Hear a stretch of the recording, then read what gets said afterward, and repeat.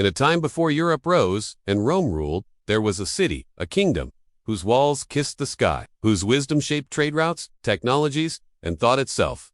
But today, in the grand libraries of Western history, there is silence, a powerful silence, because this place has been nearly eerie. This is not a fantasy, but a reality hidden in the red dust of southern Africa. In the middle of Zimbabwe's modern landscape lie the haunting ruins of Great Zimbabwe.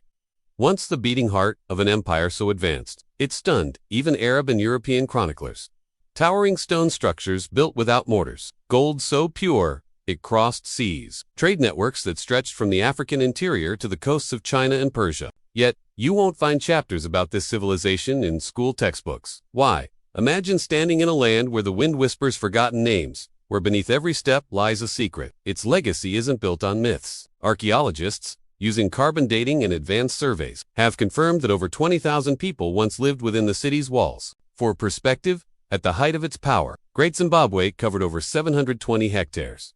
Far larger than medieval London, this was Great Zimbabwe, the seat of power of the Kingdom of Zimbabwe, a state that flourished between the 11th and 15th centuries. Add, the heart of this civilization was the Great Enclosure, a stone wall over 36 feet high and 820 feet long, constructed entirely without mortar. The precision is staggering. The architectural marvel lead early European explorers to conclude, arrogantly and wrongly, that such sophistication could not have come from African hands. They speculated it was built by Arabs, Phoenicians, or even biblical figures like the Queen of Sheba. These false narratives weren't just errors. They were deliberate attempts to suppress a reality. Sub-Saharan Africa had birthed a civilization that rivaled any in the known world. And the evidence didn't just lie in stones. The people of Great Zimbabwe were prolific miners and smiths. The city sat atop rich gold veins, and their gold was traded through the Swahili coast to Arabia, India, and even China. For decades, the academic world debated absurd theories about Phoenician origins while ignoring oral traditions and indigenous knowledge passed down through generations of the Shona people, the descendants of great Zimbabwe's builders. Chinese porcelain, Persian glass, and Arab coins have been uncovered in archaeological digs, revealing a web of trade that extended thousands of miles. Was it environmental collapse, political fragmentation, or overgrazing? The truth remains elusive, adding yet another layer to this mystery. What we do know is that when the city fell silent, its legacy didn't. The cultural patterns of its architecture, language, and trade systems migrated north and south, influencing later kingdoms like Mutapa and Rezivi.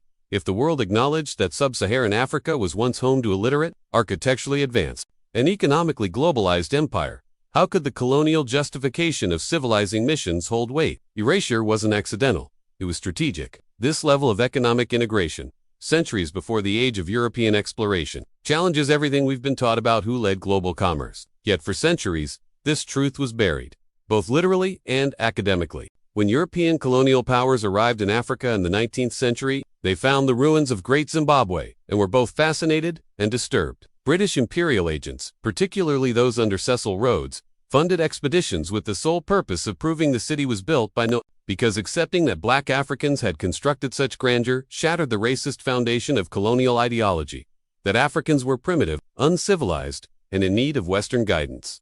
Even museums participated in this erasure. Artifacts were missing. Scholarly journals refused to publish African research. But why was this civilization wiped from popular history? Because its very existence defied the global colonial narrative. The silence surrounding Great Zimbabwe has only begun to lift in the past few decades. Thanks to the work of historians, archaeologists, and African scholars like Peter Garlay, we now understand the sophistication of this forgotten world. The University of Zimbabwe, along with UNESCO, has helped preserve and protect the ruins, now recognized as a World Heritage Site. But recognition doesn't equal understanding. Most people still don't know this story, and that's the true tragedy. There is still no consensus on exactly why Great Zimbabwe was abandoned. And so, we've re-left with a question that echoes louder than any stone wall. How many more Great Zimbabwes lie buried beneath the world's soil, wiped not by nature, but by deliberate forgetting? When Great Zimbabwe's walls fell silent, its people and their culture did not vanish. They transformed. From the ashes of this ancient city rose a new power that would dominate southern Africa for centuries. The Kingdom of Mutapa, founded around the 15th century, the Mutapa Empire was more than a political successor. Portuguese explorer Antonio Fernandes, who visited in the early 16th century, marveled at the kingdom's wealth and organization. Yet even as Mutapa thrived, the shadow of external powers loomed large. Portuguese interference escalated over the 16th and 17th centuries, fomenting internal divisions and weakening the kingdom's control. Still, Mutapa persisted far longer than many African states did during the colonial onslaught. European historians often reduced it to a mere tribal kingdom, dismissing its grandeur and the strategic diplomacy it practiced. This minimization reflects a larger pattern. African states with rich histories were consistently framed as peripheral or primitive. It was the living continuation of Great Zimbabwe's legacy, its language, traditions, and economic networks flowing seamlessly into this new era. Drawn by tales of gold and spices, the Portuguese sought to control trade and impose their will. But unlike other regions easily colonized, Mutapa resisted fiercely. The empire engaged in both diplomacy and warfare to maintain sovereignty, leveraging its economic power and alliances with local leaders. Stretching from the Zambezi River to the Indian Ocean coast, Mutapa controlled rich gold mines, fertile lands, and strategic trade routes that linked Africa to Asia and beyond. Contemporary Arab and Portuguese travelers described Mutapa as a flourishing state, replete with grand palaces, bustling markets, and a complex system of governance.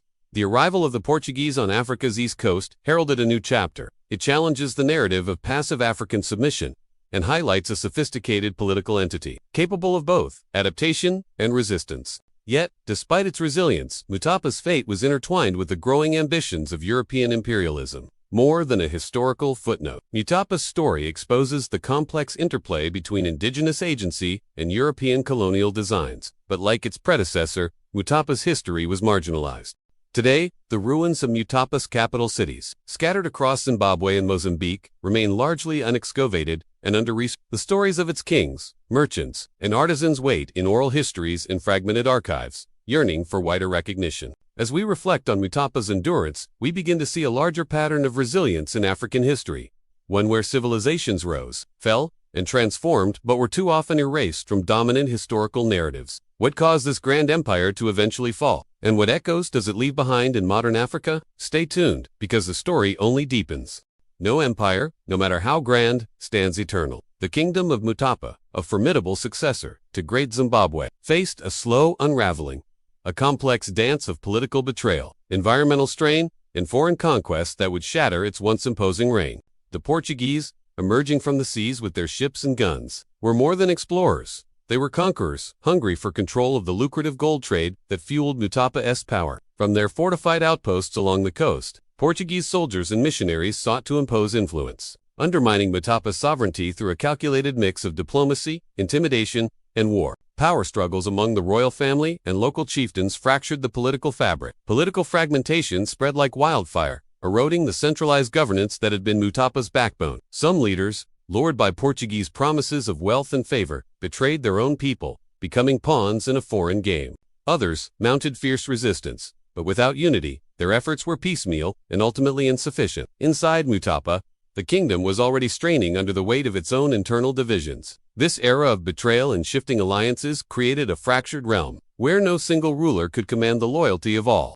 But the kingdom's troubles went beyond human scheming. Nature, too, dealt a cruel hand. Over centuries of intense farming, deforestation, and overgrazing, the land itself began to falter. Soil erosion and diminished fertility plagued the once fertile valleys that had fed the empire's PLN armies. Portuguese control of coastal trade routes diverted commerce away from Mutapa's heartland. The empire's economy, once vibrant and expansive, shrank under this external chokehold. Its influence permeated language, social structures, and traditions among neighboring peoples, seeding the foundations for future societies. Its fall was not a total erasure, but a transformation, albeit one obscured by the dominant colonial narrative that followed. They reclaim Mutapa's story, not as a lost footnote, but as a testament to African resilience, sophistication, and resistance, or the lived experience of those whose voices were silenced. It is a mirror reflecting centuries of erasure, and a call to rediscover the full tapestry of Africa's past. Climatic fluctuations brought droughts that devastated crops and livestock,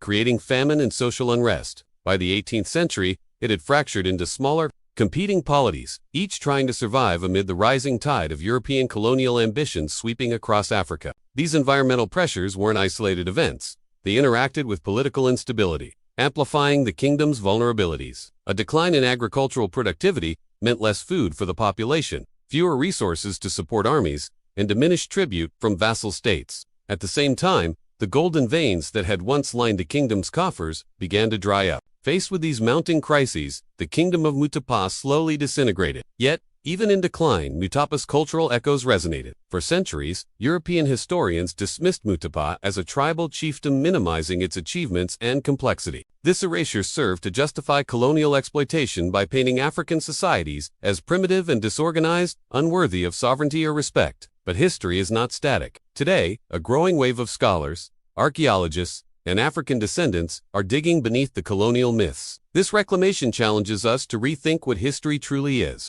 Is it the story written by conquerors? The fall of Mutapa is not just the end of an empire. For centuries, the voices of ancient African civilizations like Great Zimbabwe and the Kingdom of Mutapa were drowned out by the loud narrative of European colonialism. Their histories were distorted, dismissed, or altogether erased, buried beneath layers of biased scholarship and political agendas. But today, a powerful resurgence is underway. A movement fueled by determination to rewrite history with truth and dignity. The journey to reclaim these lost stories is not easy. It involves challenging entrenched academic dogmas, confronting institutional racism, and excavating sites long neglected or deliberately ignored. Yet, the effort is nothing short of revolutionary. Their work brings modern techniques, satellite imaging, radiocarbon dating, and geoarchaeology, to bear on these ancient ruins. For generations, the Shona people have passed down stories, songs, and rituals that preserve the memory of their ancestors' achievements. These oral histories, once dismissed as folklore by colonial scholars, are now recognized as invaluable sources that complement archaeological data. Every shard of pottery,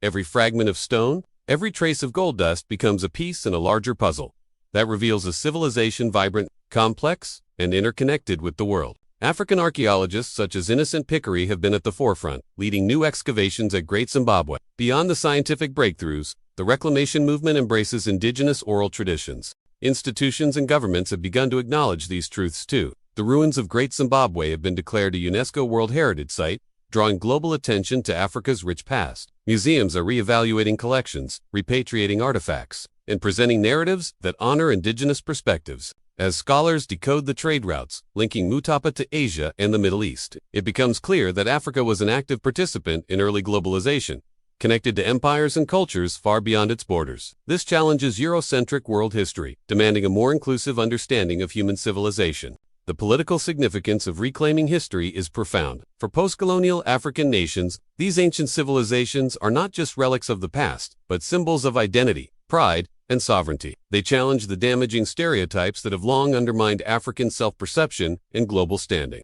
The ripple effect extends beyond Africa. Yet, the battle to reclaim history is ongoing. Misinformation, political resistance, and lingering colonial attitudes still threaten to distort these narratives. Digital media, however, offers new hope. Platforms like YouTube, podcasts, and online archives allow voices once marginalized to reach millions worldwide. This is the era of historical justice, where the erased civilizations of Africa can finally step into the light, reclaim their place on the world stage, and inspire new generations with their stories of innovation, power, and resilience. The journey continues, but one thing is certain: the past will no longer be silenced. History is never truly gone. It lives in our languages, our cultures, our values, echoing through the centuries in ways we often fail to recognize. The civilizations of Great Zimbabwe and Mutapa, though silenced for so long, continue to shape the identity and resilience of millions across Africa and the world. These empires were pioneers of early globalization, connecting continents through commerce and culture long before the age of European exploration. They embodied complex social structures, skilled craftsmanship, and intellectual achievements that rivaled their contemporaries anywhere on Earth. It urges vigilance in preserving diverse voices and narratives. In history today, their legacy is not just in stone ruins or scattered artifacts. It is in the spirit of innovation, trade, and governance.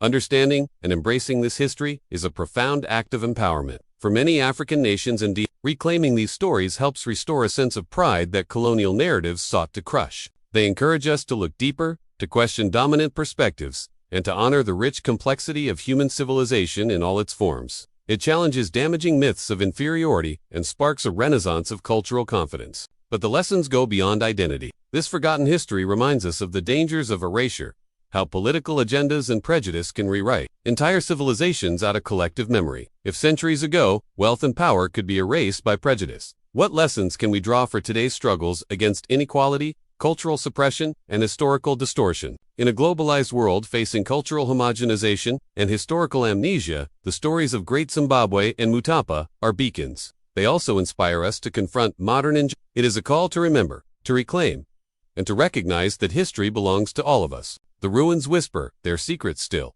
inviting us to listen, to learn from the past, and to build a future that respects and celebrates the full tapestry of humanity. This is not just the story of a lost civilization,